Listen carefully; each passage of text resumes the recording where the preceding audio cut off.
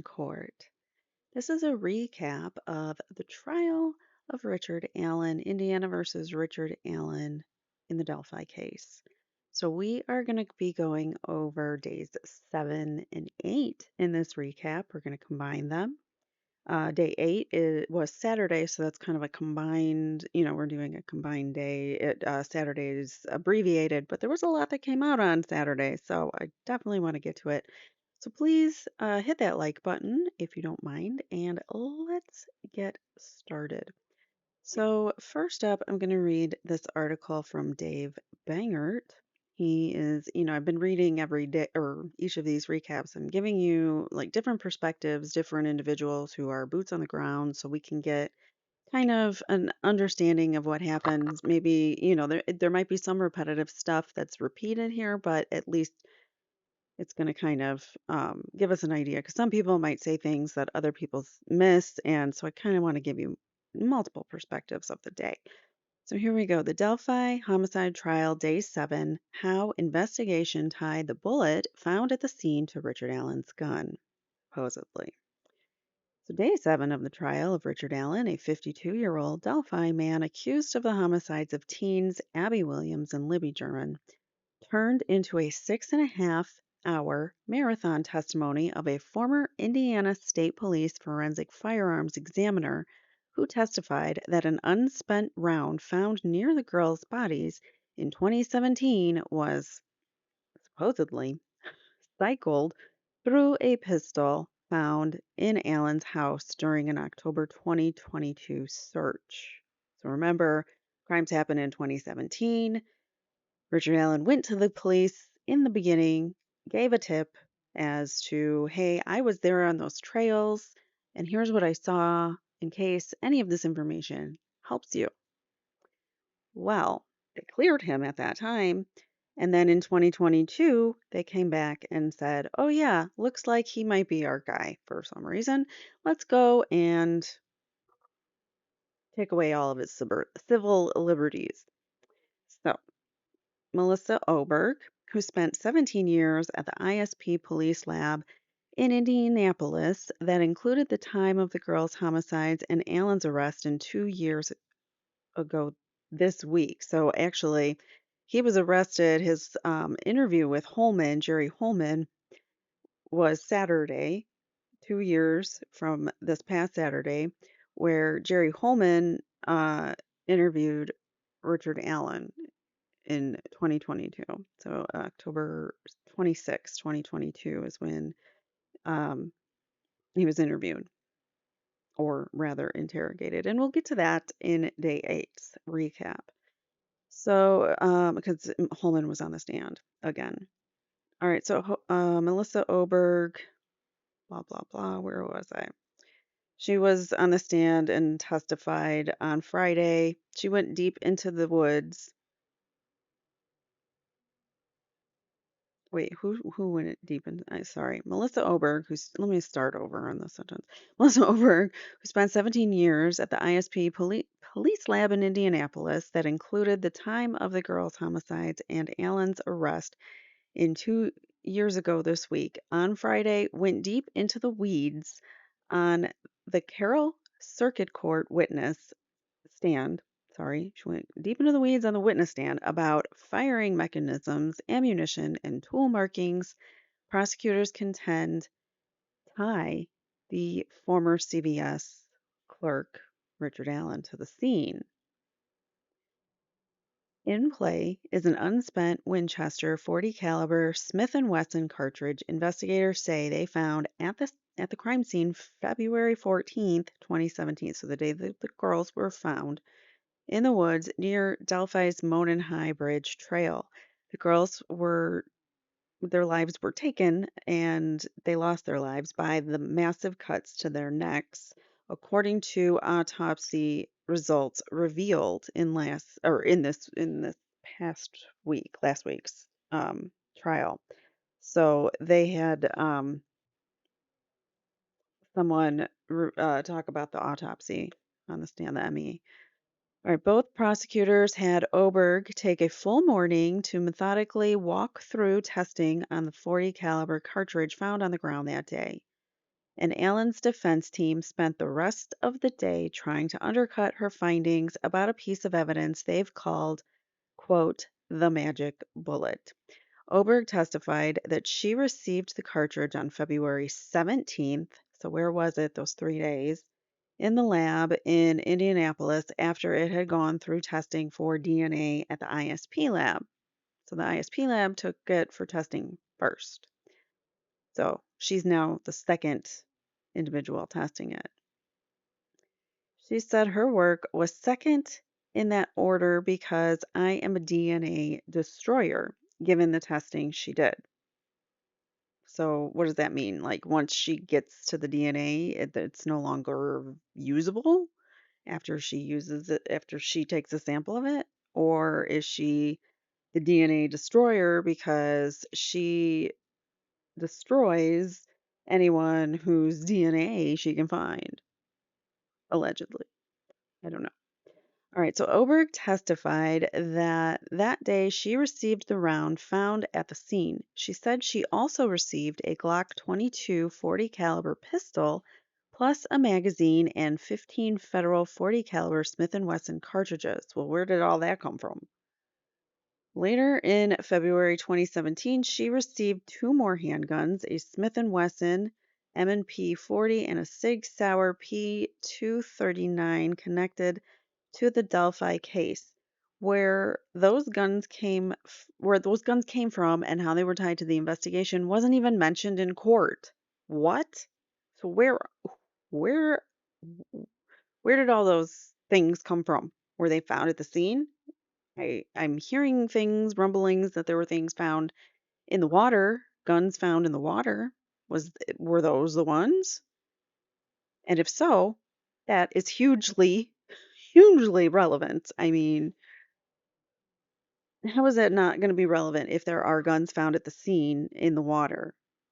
And yet, Richard Allen, who claims he owns a gun, okay, which isn't unusual in that area, happens to be the same kind of 40 caliber Smith and Wesson cartridges that this stack of guns had with it. That would make more sense. This whole case doesn't make any sense, and we're going to see it just really crumble in the next day. All right, so Oberg testified that the cartridge was in good condition, no corrosion, no fibers or biological material, and no sign of being out in the elements. Meaning what? Like it's brand new, I guess, is what her point is. Like, or just got there. It was just recently placed there and collected.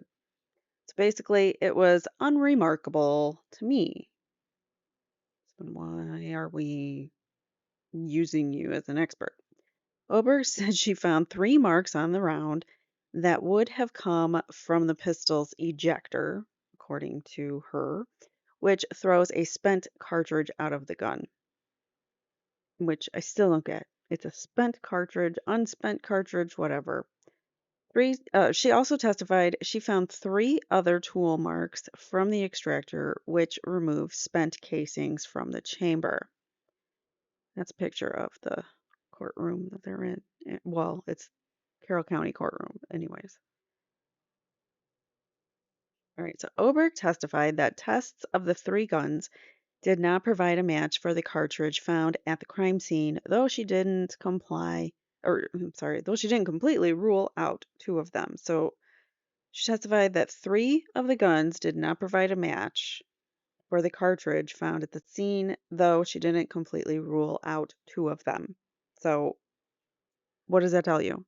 Common sense is like it might be more likely that if an unspent or spent or whatever casing that you're finding might have come from those guns if they were found at the scene, which we don't even know.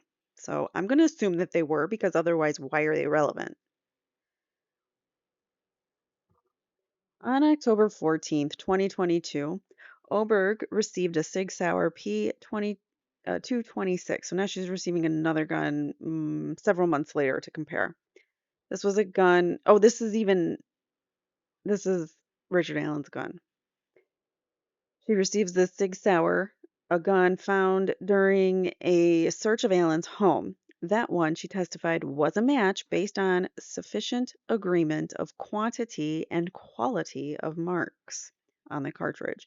She testified that her supervisor verified the conclusion with his own check of the tests. Mind you, there's only like a few slight marks on this that could have come from anything, but okay. So, sufficient agreement is the phrase of art here, Brad Rosie, one of Allen's attorneys, asked at the start of cross examination spanning more than 3 hours. Oberg said the term was standard for the industry when there's a match. Rosie's question Rosie questions the conclusion as well as the method of matching tool markings as a subjective process that has been called into question. And this is crazy that they weren't allowed to bring in their expert to combat this testimony because that's exactly what you're supposed to do. And you're not going to find a tool mark expert out there who's going to say, hey, tool markings are unreliable. So you need an expert who's an expert in tool markings, which and metallurgy, which is what this expert was for the defense. That Judge Gull told them, she denied them coming in and saying that, yeah, I don't know, her explanation was weird.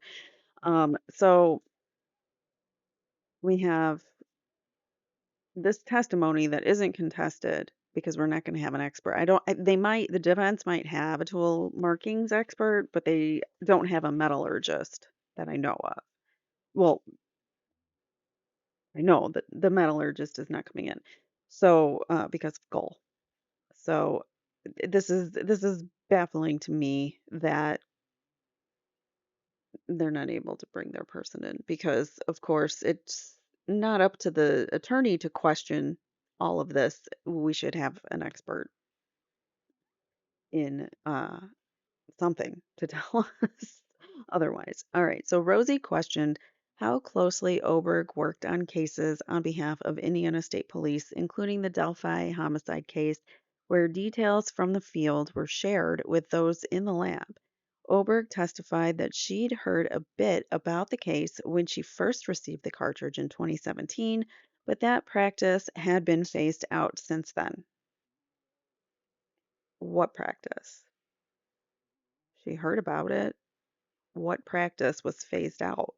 That made no sense. All right, she said the case details didn't affect her analysis.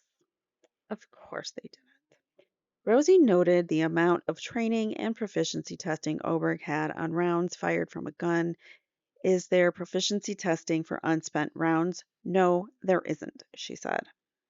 Later, Jim Luttrell, a member of the prosecution team, asked Oberg what would have happened if she'd been able to test the Sig Sauer from Allen's house with the other three that came to her early in the investigation? She testified that she would have been able to exclude the other ones after testing Allen's gun. Somehow I don't believe her. You can't, and then that's speculation too, because you don't know. You don't know, because that's a what if question. So how can we be sure? Because she doesn't seem it seems very subjective, this art form of, let me look at an unspent bullet and, oh, there's a scratch here and a scratch there. And so this one obviously came from that gun. It makes no sense. All right, so we also find out that on Friday, midday, the jury returned to the courtroom from a break with 15 jurors instead of 16. Judge Fran Gull said after Friday's session that the juror left due to a family emergency. That leaves the trial with 12 jurors and 3 alternates, all from Allen County. We're only in week 2 and we're losing a juror. That's not good. All from Allen County. The jury has been sequestered in the Delphi area since October 17th, the day before opening statements last week. What else do we have? Coming Saturday. This I'm not even going to read because it's wrong. All right. So they said they were going to bring in a DNA expert on Saturday. Instead, they brought in Holman, and he was on the stand the whole time. So I don't know. All right, so let's continue on. This is Max Lewis from Fox 59. He says Delphi Day 7 highlights a very long day of testimony with only one witness, Melissa Oberg, who was an Indiana State Police firearms examiner, took the stand. Her testimony is central to this case. She determined that the unspent bullet found at the crime scene between Abby and Libby's bodies came from Alan's gun. So far, this is the only thing that places Alan at the scene. Only thing. And it is a very subjective test, which of course now we can't contest because Judge Gull.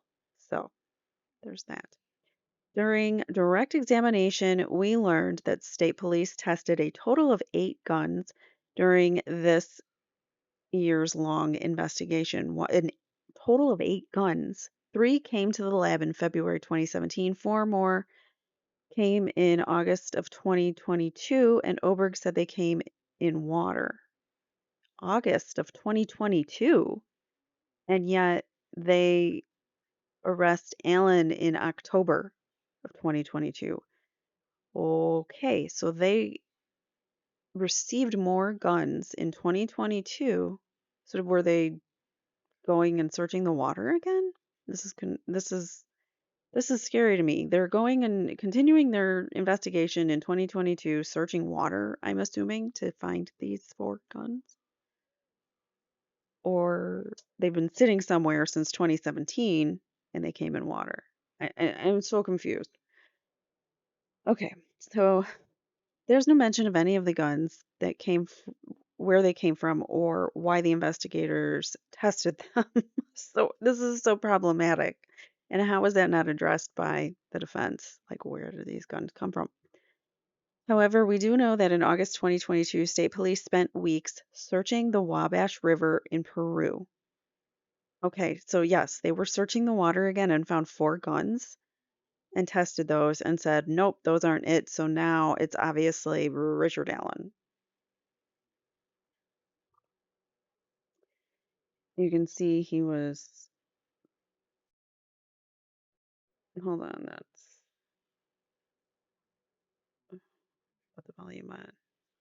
A mysterious search right now is happening in Miami County with investigators from the Indiana State Police combing through a section of the Wabash River.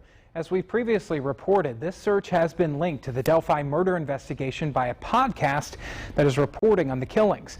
I was there today to try to figure out what police are looking for. Members of the Indiana State Police have spent the last couple weeks searching through the shallow waters of the Wabash River in Peru. They were back at it today using metal detectors and scuba gear, and it appears they still haven't found whatever they're looking for. They started kind of on this side, and it was the first day I walked by, there was maybe 10 guys, all in the same outfits, and I was kind of curious what was going on. Dave Noonan walks on the trails that pass by the search area nearly every day. And then as the time progresses, they've kind of worked their way out. And of course, you notice all the state police cars over here on the side. The search area is just 2 miles from the home of Kagan Klein, which was raided in the weeks after the bodies of Abby Williams and Libby German were discovered in Delphi.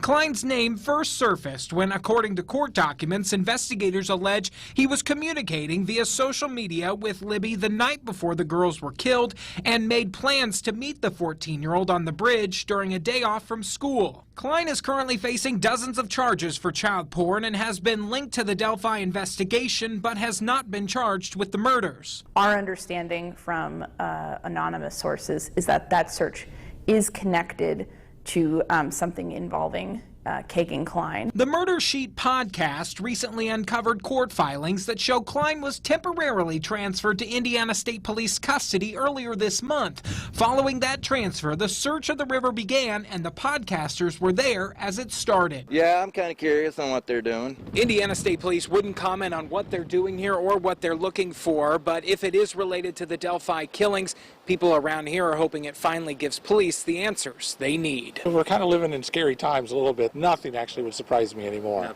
But I would hope that they could get this solved. Now again, Klein has not been charged in connection to the Delphi murders. It's unclear how long Indiana State Police will continue to search that river. A mysterious... Whoops. Yeah, so crazy. They were searching the river in 2022. Hold on, I gotta go take care of the dogs. They're begging for going outside. Hold on. All right, sorry about that. We're back. Okay, so they searched the Wabash River and tried to determine if there were guns there. All of a sudden in August, this individual gets 4 more guns, so I'm assuming they came from the river, although no one said that in court. So that's a problem. Anyway, moving on. Max Lewis continues on saying, then, after Allen's name surfaced and they searched his home and seized his gun, they sent it to the state police lab for testing. That's when Oberg determined the bullet at the crime scene was cycled through Allen's gun. She made this determination using tool mark analysis. Oberg said she took Allen's gun and cycled 6 bullets through it and then fired 4. She compared the marks from those bullets to the one on the stand, or at the scene, sorry, and then made the call. Hold on, it's gonna get loud. Sorry. Okay, so she cycled 6, meaning those were not fired, and then she fired 4. So she compared the marks from those bullets to the ones at the scene and then made the call. Oberg testified that analysis of some of the guns she had tested previously were inconclusive, so that doesn't rule them out. During cross-examination, defense attorney Brad Rosie pointed that Oberg only used the fired rounds for comparison. When asked why, Oberg said that the rounds that she cycled through Richard Allen's gun had limited markings and therefore couldn't be used for comparison. What does that tell you then? That it wasn't his gun? I mean, you're saying that those markings came from cycling through his gun, but yet you cycled 6 through the gun. They didn't give you the same markings, and so now you fire it and say, "Oh, yep, I got the same markings now." What? What kind of like does that? Are we in the Twilight Zone? What kind of science is that? What kind of experiment is that? It just doesn't make any sense to me. This whole case. So essentially, she was comparing a fired round to an unfired round. Rosie pointed out the criticism of tool mark analysis in the field of forensics. Oberg said that her field is subjective in nature, meaning not objective, meaning there is no objective testing that can be done. It is all subject to the individual who is doing the testing and how they interpret said tool marks. Oberg did say her field is subjective. By my count, Oberg spent more than 6 hours testifying today. It was pretty boring and painful testimony to sit through. I think that's hilarious when you're funny. I mean, you're not trying to be funny, but you're just pointing out a fact. It was boring and painful. Rosie and Oberg got very contentious at times. That might have been interesting. There was a lot of explanation about all the parts of a gun and how it works. By the end of the day, some members of the jury appeared bored and ready for it to be over. I also heard multiple people in the gallery were leaving as well because it was quite boring. So he's telling the truth there. All right, so one thing of note is that when we came back from lunch, there was only 15 jurors instead of 16. One of the alternate jurors was missing. Judge Gull later told us that he had a family emergency and was dismissed. We were supposed to see testimony from a DNA person today, but Oberg took longer than expected. That person is expected to test on Saturday at 9 a.m. and they didn't. And we'll get to that. But let's read Caitlin Kendall from WRTV. She's got some quick notes here I just wanted to go over. Melissa Oberg was called to the stand, the only witness to testify day 7. She is a former firearms examiner for the Indiana State Police. So right there, you know she's biased because she works for the police. Why don't we get a third party who isn't the police to test it if it's really accurate and unbiased testing? Oberg was responsible for examining the single Winchester 40 caliber Smith & Wesson cartridge found at the scene near the Monon High Bridge Trail. The cartridge was on the ground between Abby and Libby.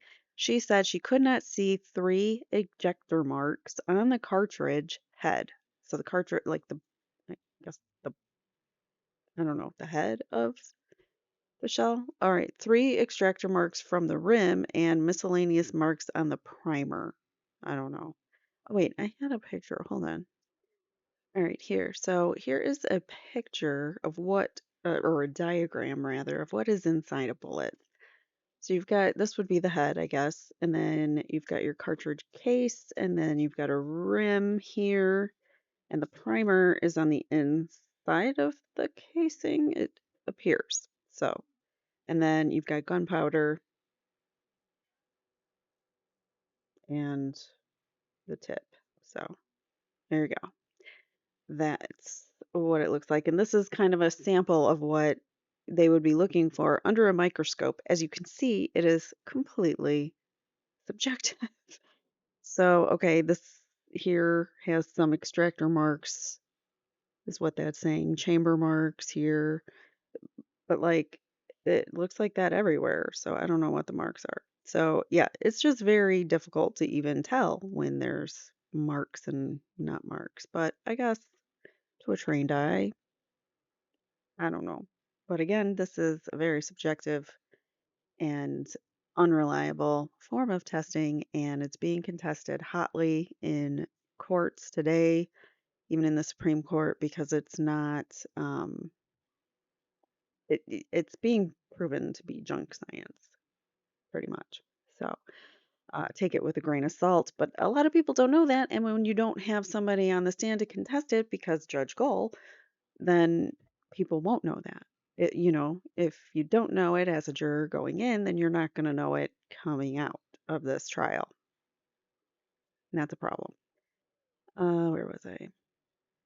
She said she could see 3 ejector marks on the cartridge head, 3 on the rim, miscellaneous marks on the primer, and various particles on the rim around the primer.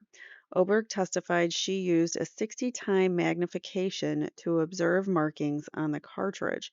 She said there was unique characteristics of a specific gun's surface that could come from abuse, use, or corrosion and make unique impressions on cartridges fired by the weapon or cycled through it. Oberg compared a fired round from Allen's gun to the unfired one from the scene. She said there were three specific places where the markings matched the cycled round found near the bodies. Okay, but what if you did? She had to fire it to get the results. Number one. Number two, did you fire the other ammo from the other guns that you found, and did that have anything that matched? I mean, seriously. If you're going to fire Allen's gun, then you have to fire all the guns that you tested as well. Oberg said the data she collected from Allen's gun, combined with research cited on the manufacturing process, allows her to feel confident that the Winchester 40 caliber Smith & Wesson cartridge found at the scene was Allen's, had been through Allen's gun. So that's day 7. All of Oberg. Now day 8 is all of Jerry Holman, Sergeant Holman, lead investigator, Lieutenant Holman, lead investigator of this case, and with Indiana State Police, and he's very problematic, and we're going to find out why. And people who attended this were like, I cannot believe that I've even seen what I'm seeing. He came out confident and good old boy type of cop who, was speaking out of his butt on the stand, and then he gets called out for it by the defense, and all of a sudden his answers become whispers, and he doesn't want the whole room to hear him because it makes him look really, really bad. So let's just dive in. Updates from day 8 in the Delphi double homicide trial. This is Kyla Russell from Wish News 8. She says, we heard from one witness, ISP Jerry Lieutenant Holman took the stand. Holman interviewed Richard Allen on October 26, 2022. Like I said, it was just the anniversary, this 2-year anniversary of this interview. I'm going to call it an interrogation because that's exactly what it was. That's less than 2 weeks after Allen's home was searched and several of his phones, car, and guns were seized. The recorded interview eventually led to Allen's arrest. He first explained his technique for questioning a suspect. He spoke about the common practice of lying to suspects about the amount of evidence investigators have. He he explains on the stand the Reed technique, basically. I mean, he's describing the Reed technique. I have a whole video on the Reed technique. They're allowed to lie to you on the stand. This whole technique, this whole program was designed to get a confession. It's great for getting confessions from people who did the crimes and also people who didn't do the crimes. It is a coercive technique that is meant to break people. I will give you a link to this video that I did, the Reed technique, if you want more of a deep dive of what that is and what they do. It's crazy. So yeah, so he explains he's allowed to lie. They're allowed to lie, law enforcement. At the start of the interview, Holman said he didn't plan on arresting Allen, but still read him his rights. I find this hard to believe because Allen was brought there to pick up his car, which was some kind of a ruse to get him there so they could interrogate him because they had taken his car from the search. And Holman saying that he read him his rights. However, it was never recorded that he ever read him his rights anywhere. So he claims it. We'll get to that in cross. He claims that it was before the tape started or whatever, or the tape didn't get it. All right, so he asked Allen if anyone borrowed his car, clothes, or gun for long periods of time, to which Allen said no. Allen also denied having his firearm on him on February 13th, 2017, the day of the homicides. He then explained to Allen that a forensic report said the cartridge found at the scene had been cycled through his Sig Sauer gun. Allen had no explanation and said that was not possible. So he's like, I don't know how that could happen, and it's not possible. It's mine. So there you go. Holman said Allen's demeanor changed. Well, yeah, because now you're accusing him. I mean, you already were testing or investigating him, but now you're saying that this ties him to the scene when he knows that it's not possible. So you're lying. Holman said Allen's demeanor changed. Holman then told Allen there were witnesses who said he was the man in the bridge guy video. Holman said in court this was not true, but was used as a way to spur on reaction. So he admits he lied multiple times to Allen about this bridge guy video, people calling him the bridge guy. Allen denied at least 20 times that he was the perpetrator and that his gun was there, according to Holman. 20 times he denies it, even with Holman interrogating him. I am going to tell you something. I didn't do it. I don't care what you do to me. That's a quote. It's Holman saying that Allen said that. And I am not going to ever tell you something I didn't do, Holman said Allen said in this interview. Holman said Allen confirmed that he was on the High Bridge on February 13th, 2017. They took a brief break during the interview. Holman then said that he noticed small subtle signs of deception in Allen because apparently this Reed technique apparently works, and he's also a body language expert. So he says that he saw signs of deception. After meeting with other investigators, Holman determined Allen would be arrested. So again, he was led to believe that him and his wife were going to the police station to pick up his car from the seizure of the search earlier, 2 weeks earlier. So he thought he was going to pick up his car. They trap him in an interrogation room and he feels like he can't escape, and they interrogate him. He denies having anything to do with this or the fact that this bullet could be his over 20 times, and yet they still arrest him. And this is the only piece of evidence they say that ties him to the scene so far. Okay, guys? You're seeing what happens, or seeing how this is very, very, very scary. They totally can railroad anybody and put people away on the slightest thing. And the slightest thing that they're putting him away on is a lie. They lied to him in the interrogation room about putting him there and about the bullet being matching to his, which they didn't even know that yet. So, and it's just convenient that it did, I think. I just think it's convenient that the testing showed it was Allen's because even the 6 uncycled casings didn't match, but the fired ones did. Makes sense, guys, right? All right, let's move on to Bob Siegel, who has a nice long thread and he's got pictures, so I thought this was a good one to go over. He's with WTHR.com. All right, so 13 things to know from October 26th. That was day 8. I was not in court today, so I'm passing along these details from my colleague, 13 News colleague Emily Longnecker. Em sat in the front row today with a media credential. I'll be back in the courtroom Monday morning. All right, so Bob Siegel says, number 1, day 8 of the testimony in the Delphi homicide trial was a short Saturday session with one witness. The state called ISP Sergeant, I think he's Lieutenant Sergeant, I don't know, Jerry Holman to testify for the second time. So he was already in earlier that week, and they brought him back for a second time. He is ISP's lead investigator on the Delphi case and spoke about interviewing Richard Allen on in 2022. So it's interesting that he's back like 2, 3 days later.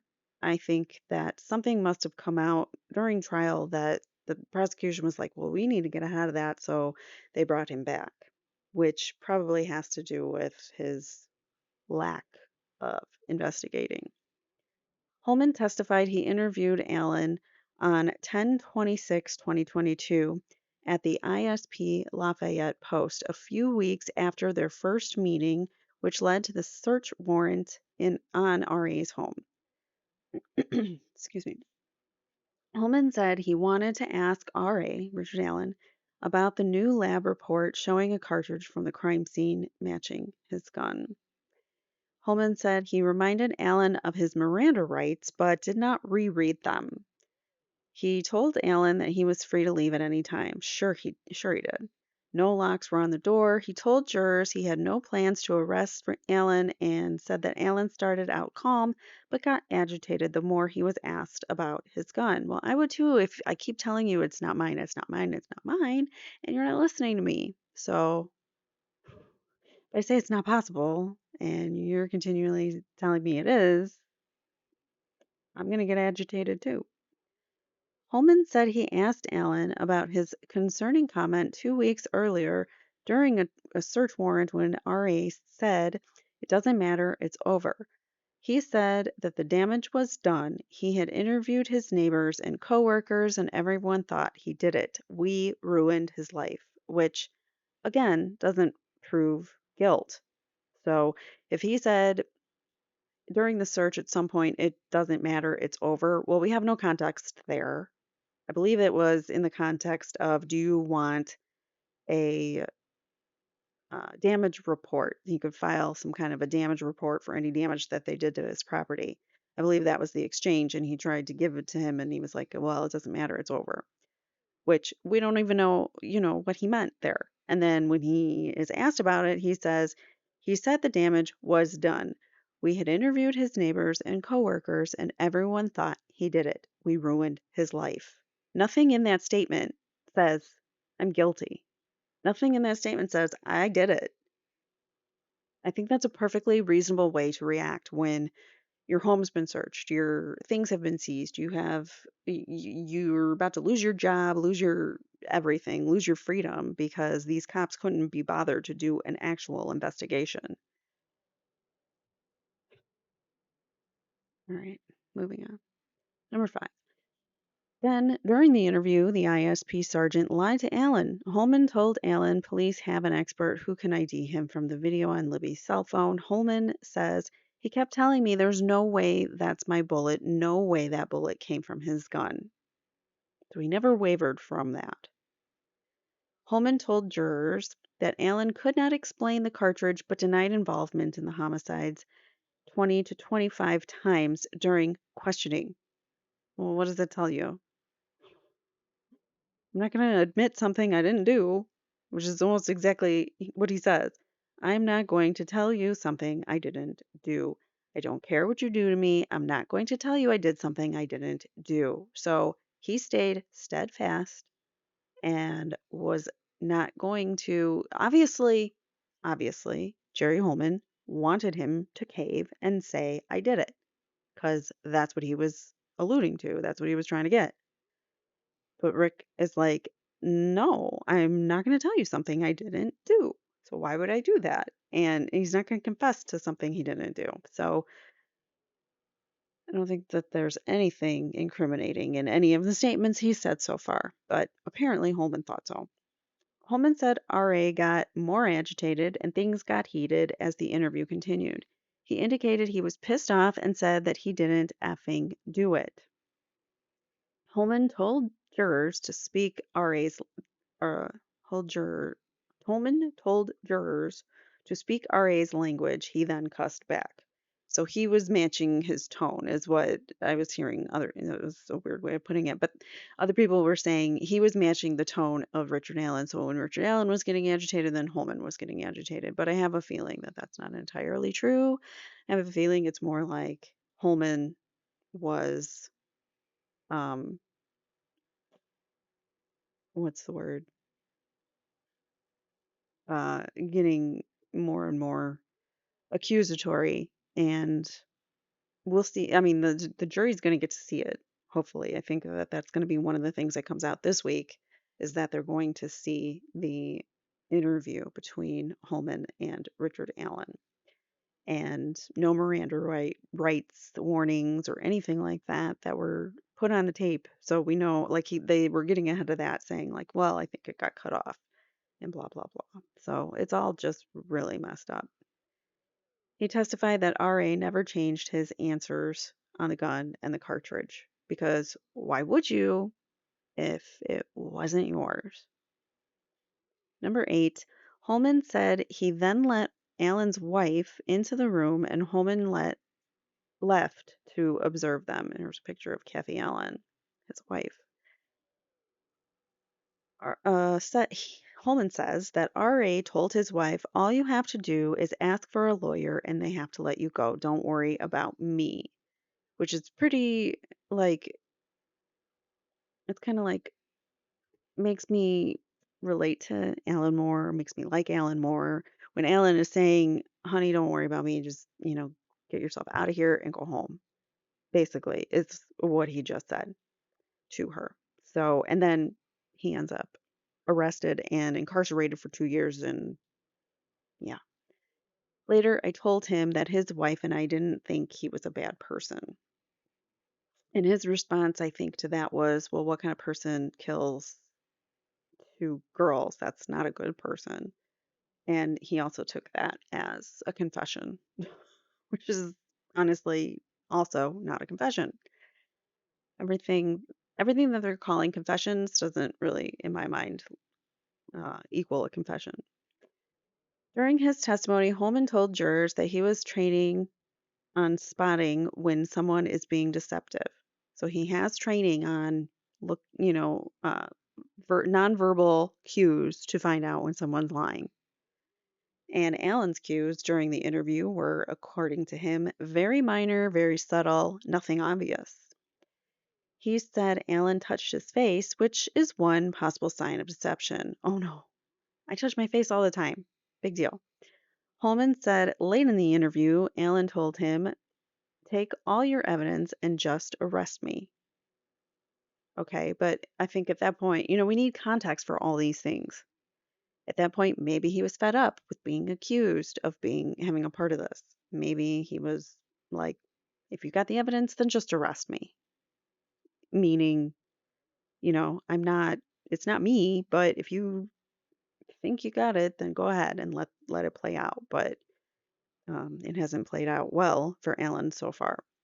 Hopefully, the jury is seeing through this. And I also want to point out that this was done on a Saturday where they brought Holman back on the stand, where there's a lot less people that come to the courthouse. So I think they were trying to bury this so it wasn't as reported because Saturday, trying to bury it so that it's not as big of a news story. All right, so Holman left and consulted other investigators, and they decided to detain him. Quote, "We felt we had enough evidence to establish probable cause." During cross examination, defense attorney Andy Baldwin asked Holman why the start of the interview was not on video. He also asked Holman about lying to Rick Allen about having an expert who could ID him and telling him, "I'm not lying to you, Rick. It would be unethical." Oh, damn. So he flat out admits he lied, but he also said somewhere in that interrogation that he's not lying because that would be unethical. But of course, that was a lie, obviously. So Baldwin also asked Holman if investigators sent the unspent cartridge to an independent lab. So far only ISP employees, state police employees, the only ones who have looked at these cartridges, and to see if the lab came to the same conclusions as the state police firearms. Holman said no. So they have not sent this to any independent lab, which would be really helpful. He also pointed out that between 2017 and 2022, Rick Allen never sold his car or his gun. So he made no attempts to cover or hide evidence if he had anything to do with it. Don't you think he would have gotten rid of evidence? He also still had his coat, his Carhartt coat that supposedly he was seen wearing. Jurors will see video of Holman's interviews with Allen next week, meaning this week coming up, and tomorrow is a much needed day off for the jury, which was Sunday after a grueling week of testimony. So there you have it with that.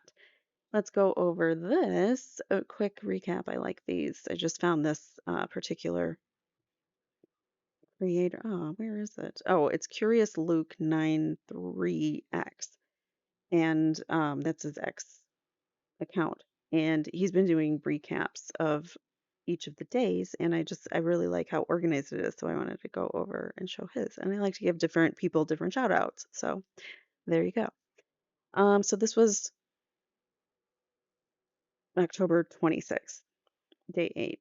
The defense challenged the lead investigator's interrogation tactics and highlighted inconsistencies in the state's case against Richard Allen, focusing on the lack of physical evidence and the questionable validity of the firearms analysis linking Allen to the crime scene.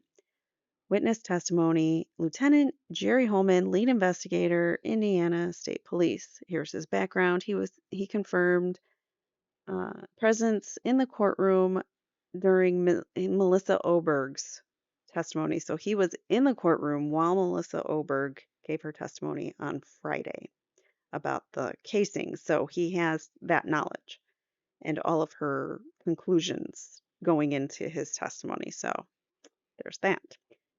He acknowledged the accuracy of bullet analysis presented by Oberg. I think he made some kind of comment that it was as reliable as a paternity test or a DNA, like a paternity test, which is not true. The last formal interrogation training he received was in 2006. He confirmed training on interviewing SA'd children and individuals with mental illness. During his interrogation in 2002 or 2022 with Richard Allen, it took place at the Indiana State Police post in Lafayette. possessed initial tool mark analysis and confirmation that a round found at the crime scene matched Allen's gun. Allen was initially called to retrieve his previously confiscated vehicle. This was the ruse they used to get him to come to the station. Initially focused on building rapport. So the interview, Jerry Holman, was initially focused on, buddying up to Richard Allen, which is all part of the Reed technique. So you buddy up to him and then you get him to confess.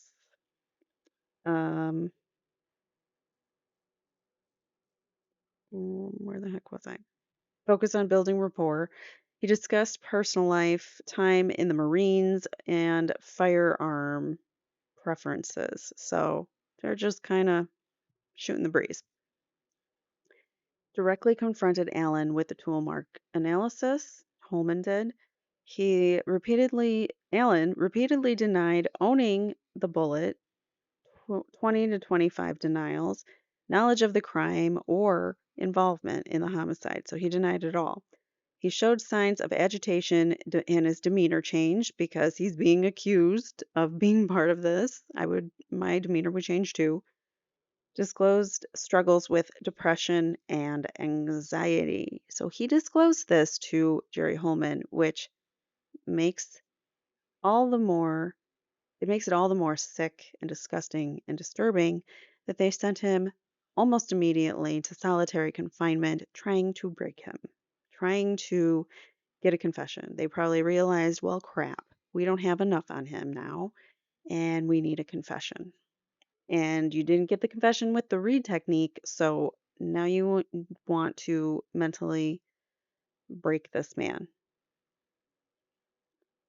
That's the worst part of this. He's never going to be the same. He's going to be so emotionally scarred from this that it's unbelievable. He's never gonna ever, like, you can work on it, you can always work on healing yourself, but you never can escape it. Like, it's always going to be a part of you, and that is tough. These 2 years of his life wasted. Allen also expressed feelings of being falsely accused and defeat. He says, "My life was ruined. Just take all of your evidence and arrest me." Holman's interrogation techniques included admitting to lying, exaggerating evidence during the interview. He claimed Allen was not under arrest and free to leave, supposedly. He did not personally read Allen his Miranda rights. He referred to the rights read by investigator Steve Mullen on the 13th. So this is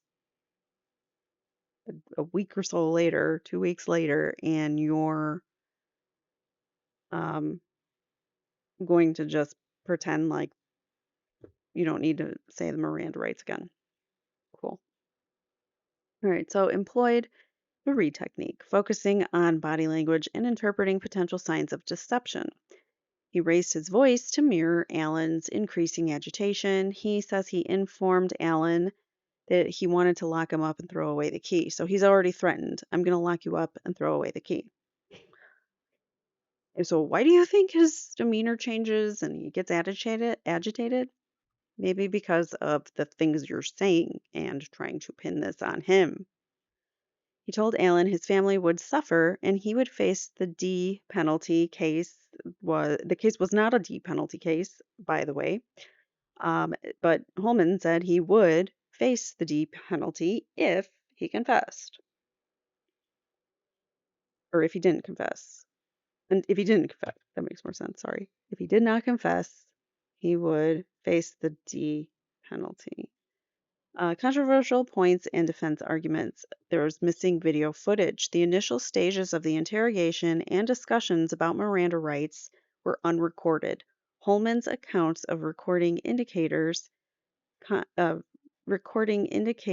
conflicts with the absence of footage. So his explanation doesn't match. He messed up. Ethics of lying and the D penalty threat. The defense challenged the ethical implications of Holman's tactics regarding that. The Reed technique reliability. The defense highlighted the controversial nature of the Reed technique and its potential to lead to false confessions. and the probable cause for detention. The defense questioned the adequacy of probable cause for detaining Allen, primarily eyewitness statements and the unspent round, given inconsistencies, missing evidence, and the lack of confession. So there was the only things that they're tying him to this scene is the unspent round and the supposed eyewitness statements. But he admits he was there. He just doesn't claim to be Bridge Guy. And it's possible that Bridge Guy is 5'10", because picture analysis, I mean, it's hard to tell because it's already kind of like a AI simulated photo, but um, analysis, I've seen people taking, like, if you take the actual measurements of a normal, like, um, what's it called? For because it's like an old railroad ties. So if you take like the measurement for that and then you measure it with the man, like he measures out to be 5'10". Somebody put that on X. I mean, whether that's totally reliable or not, I don't know, but that was what somebody came up with. So probably, you know, they use some program to figure that out. All right, so where was I? So yeah, lack of evidence. The only eyewitness statement is from who? And they're saying he was the one on the Bridge Guy. So who's the eyewitness statement saying he was there and the one that did it? None. All right, so other notable exchanges. Kathy Allen, Richard's wife, entered the interrogation room and had a private conversation with him. She allegedly told him to request an attorney. Holman stated that he found Betsy Blair, the eyewitness, to be credible, but Betsy Blair is the one that said she saw the younger looking man, muscular, 20s to 30s, poofy hair. Not Richard Allen, not the description of Richard Allen at all. Muscular, tall, not Richard Allen. Defense, but Holman finds her credible. I just don't get it. Defense pointed out inconsistencies regarding vehicle descriptions. Blair did not match Allen's traffic patterns near the crime scene and the unspent round comparison to fired bullets. Holman acknowledged awareness of mistakes in the investigation, such as Dan Doolin, the investigator, transposing numbers in his documentation. That's a biggie. Holman stated that he believed the perpetrator intended to camouflage the bodies based on the placement of the sticks, but could not explain the absence of drag marks. Drag marks would definitely come if there was one individual moving the bodies. You would likely be dragging the body.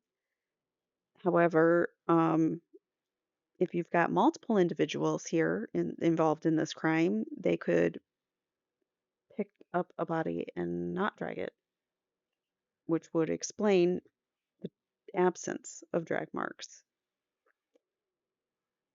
So I'm confused. He can't explain the lack of drag marks, but yet if you had multiple people there, which originally they thought it was multiple people, that could explain it. The defense questioned the lack of DNA and fingerprint evidence, especially as it relates to Richard Allen. There's nothing tying him, no fingerprint, no DNA, no fibers, no hair, no nothing. And yet we're blaming him. Got it.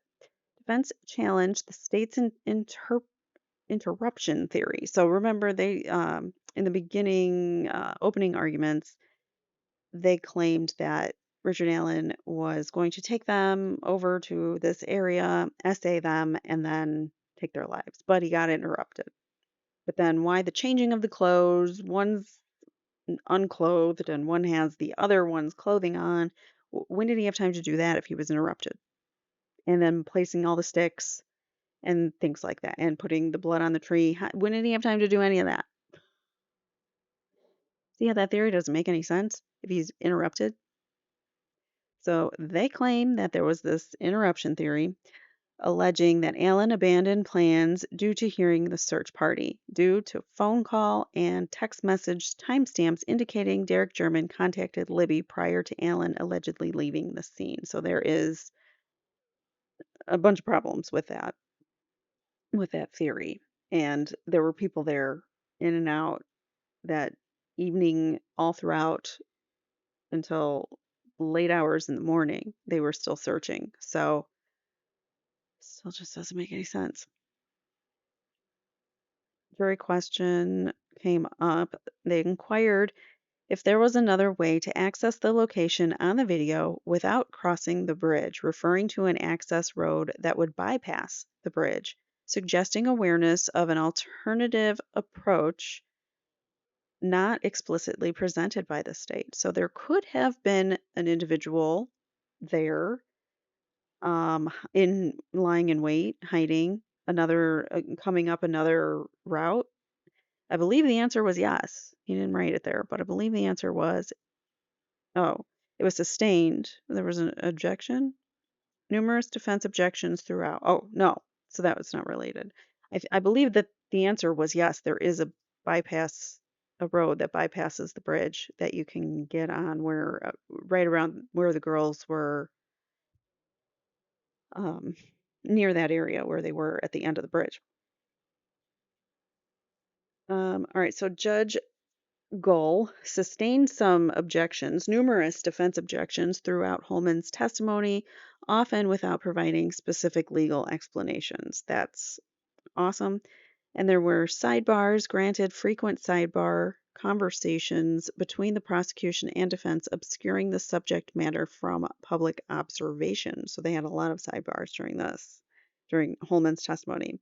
The defense strategically utilized their cross-examination of Holman to expose holes, contradictions, questionable tactics, and missing elements with the state's investigation and interrogation practices. Judge Gull's rulings consistently favored the prosecution. The jury's direct question indicates an active and observant group. They are paying attention. They likely know somewhat about the area and wanted to make sure that that was explained, or wanted to know if there was another way that these girls could have been accessed rather than it having to be Bridge Guide. Just it doesn't have to be Bridge Guide. There's other alternative explanations. This last post, it's not a recap. It's actually they posted. I have it tagged here because this is a small little excerpt. Really quick, we're going to go through it and then we're done. A little excerpt from Jerry Holman's uh, interrogation with Richard Allen. So this person says, lead investigator Jerry Holman is in the middle of being exposed for his outrageous and lie-filled interrogation of Richard Allen on October 26, 2022. The partial video will be shown in court, but if you want a preview, you can read excerpts from the interrogation transcript in the defense's motion to suppress, which was filed April 15th, 2024. There's a link below. The defense wanted this. This is Magnolia. Sorry, Magnolia JLR. Oh, this is with JLR Investigates. I don't particularly like him or follow him, if that's who I'm thinking.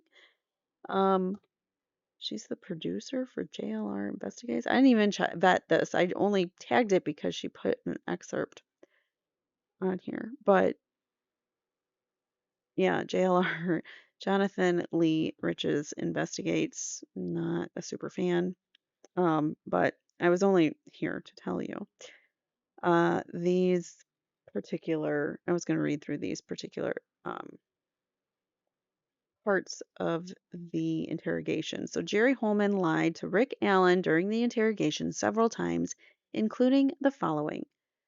At the 7:10 mark, Jerry Holman told Rick Allen that we have experts that say that's you on the bridge and that's your voice on the video. There is no evidence that supports this statement, and Jerry Holman lied to Rick Allen. At the 15:25 mark, Holman told Rick Allen that experts are saying That's you on the video, and experts are saying you said down the hill. There is no evidence that that supports this statement. Jerry Holman lied. At the 1507 mark, Holman tells Rick what witnesses saw, or that witnesses saw a gun in his pocket. There's no evidence that anyone claims to have seen a gun in Rick's pocket. Holman lied to Rick. At the 3905 mark, Holman states, I'm not lying to you about anything. Everything I'm telling you is fact. The experts say you said down the hill. Obviously, Holman was lying to Rick about many things, and not everything Holman told Rick was a fact.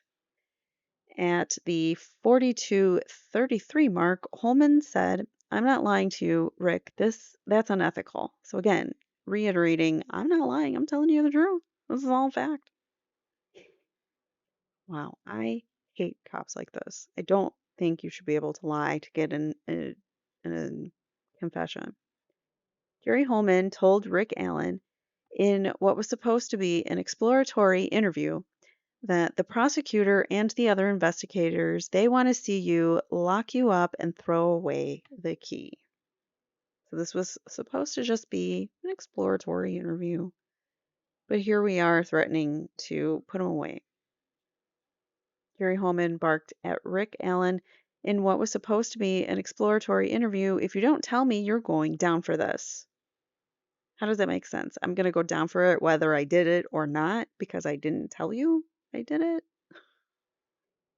Jerry Holman told Rick Allen in what was supposed to be an exploratory interview, do you realize the D penalty is on the table for this? That was also a lie. At various times, Jerry Holman yelled at Rick Allen, including using profanity-laced language while accusing Rick of the homicides. Rick Allen asked Holman to stop the interview. Rick said, I'm done, early in the interrogation at the 12:05 mark, but Holman continued his investigation. Well, that is a problem. That is absolutely infringing on his Miranda rights because as soon as he says he wants a lawyer or that he's done, you stop. But that's not what cops do. So he keeps going. But he said he was done. I bet he probably did ask for a lawyer too. The state never turned over the vehicle to Kathy Allen after Rick Allen was arrested. Returning the vehicle to Rick and Kathy was merely a subterfuge to get Rick to the police post to be interrogated. So Kathy didn't even get the car. Do they still have his car in possession? The evidence clearly indicates you are involved in this, Jerry Holman says. Rick Allen says no. Jerry Holman says it effing does. Rick says it doesn't. I'm telling you that there is no way that a bullet from my gun was used at these homicides.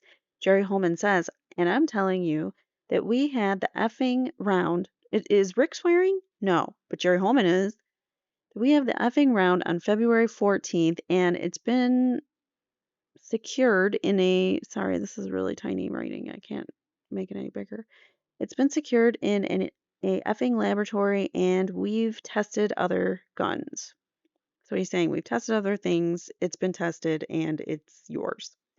Rick Allen says you could have taken it from somewhere else then because it's not possible. Jerry Holman says I did not take it from somewhere else. It was logged in. It was taken. It was photographed.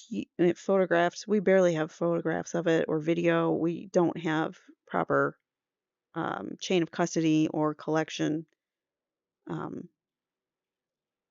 characteristics because they didn't give us any stats. They didn't give us, I think they took maybe one picture or two. It wasn't documented the way that it should have been. But here we are saying that it was photographed. You think we effing took a round and threw it down by the dead girl's foot? This isn't effing TV. This is realistic. Now that he said that, I think that's exactly what they did. I think that's exactly what they did.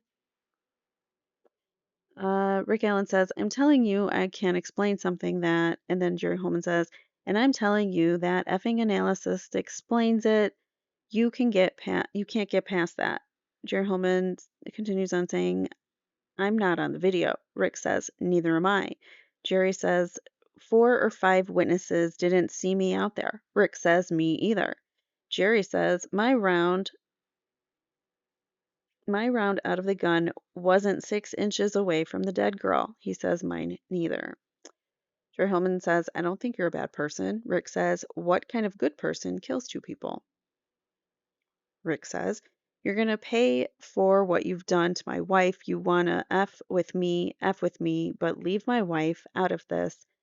F, leave me out of this. Jerry Holman says, no, you're involved in this. Your effing round is there, Rick. Rick says, no, it's not. Holman says, you're guilty of something. You're guilty, and I know it, and I'm gonna effing prove it. And if that doesn't show bias and just an unwavering desire to take someone down, I don't know what does. And the fact that he says, you're going to pay for what you did to my wife, like that just, again, makes my heart go out to Rick Allen even more because he's trying to protect his wife. He doesn't care what happens to him. He wants his wife safe. And he's angry that they're involving his wife.